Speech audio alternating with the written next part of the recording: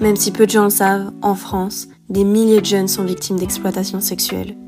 C'est pour ça qu'on a créé Jéricho, un podcast pour les jeunes où on donne la parole à des experts sur des sujets essentiels pour comprendre et se protéger de ce phénomène. Aujourd'hui, on reçoit Lucas Ferrand qui va nous parler de sécurité et bien-être dans une relation. Salut Lucas, peux-tu te présenter en 2 phrases ?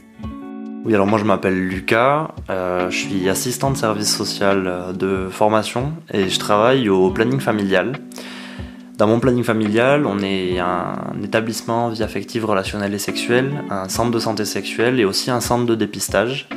Et c'est dans ce cadre-là que j'accueille des personnes, jeunes ou moins jeunes, sur diverses thématiques.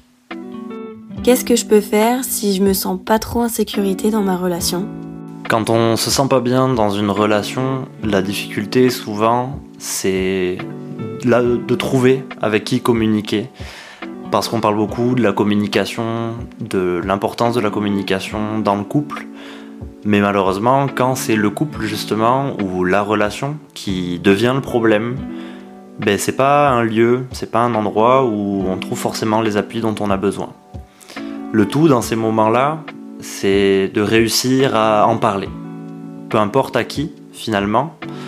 En parler à son entourage, peut-être à des amis, en tout cas en parler avec quelqu'un avec qui on se sent bien.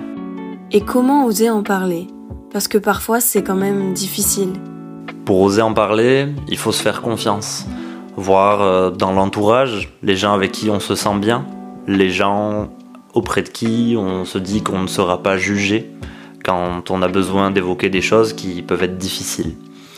Maintenant, c'est aussi possible de se dire que dans notre entourage, chez nos proches, on n'aura pas la possibilité de trouver ces soutiens-là, de trouver ces relais-là. Et ça arrive régulièrement si par exemple on est dans une relation amoureuse, de couple, peu importe, où on partage des cercles amicaux.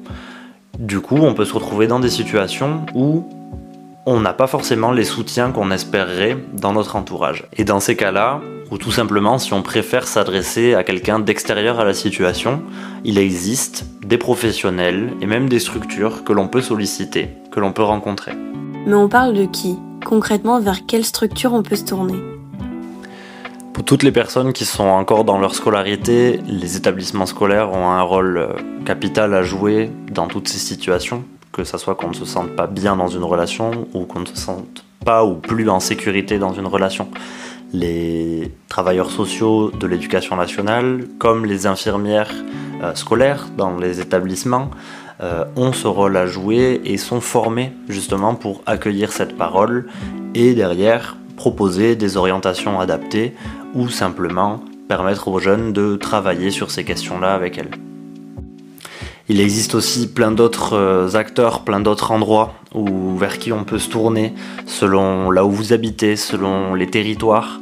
Même si les établissements scolaires restent un relais important, on retrouve aussi des espaces de vie affective, relationnelle et sexuelle à beaucoup d'endroits en France, différentes associations, je pense au CIDFF, des associations de défense des droits des femmes, de lutte contre les violences conjugales. Il existe aussi différents numéros verts qu'il ne faut pas hésiter à contacter en cas de besoin. Je pense aussi au chat en ligne que l'on peut retrouver sur le site du planning familial Ton plan à toi, sur lequel des personnes formées à ces questions vous répondent. Et si tu avais un conseil à nous donner, ça serait lequel ? Quand on n'est pas bien dans une relation, quand on n'est pas ou plus en sécurité dans une relation, bien souvent le meilleur moyen d'améliorer les choses, de les régler, c'est d'en parler. C'est jamais facile, parfois même de se rendre compte que c'est la relation qui est devenue nocive ou dangereuse. Mais ça peut arriver à tout le monde, que l'on soit mineur ou pas, que l'on soit un homme ou une femme. Comme on l'a vu, même si on est mineur, il y a plein de gens qui sont là pour aider les personnes qui sont dans ces situations. Il y a plein de relais vers qui se tourner et en fait ces personnes elles ont même l'obligation de mettre en œuvre des choses pour vous aider.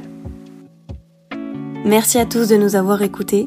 On vous dit à la prochaine dans un autre podcast.